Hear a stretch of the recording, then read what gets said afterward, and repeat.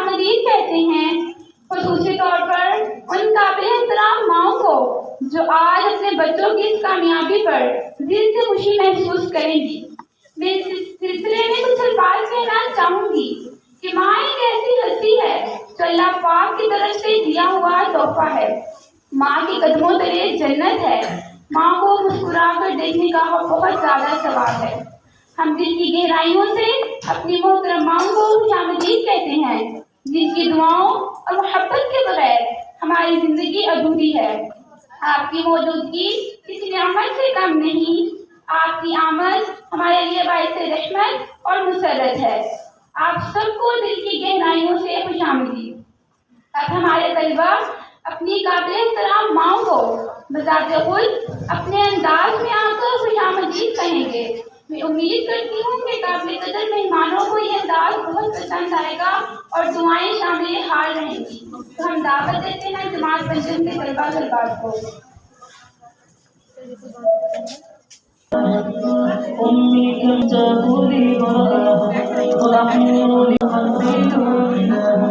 أمي يا أحلى الحور يبدو بالوجه النور أمي فرح وحب يغشاها أمي كم أهواها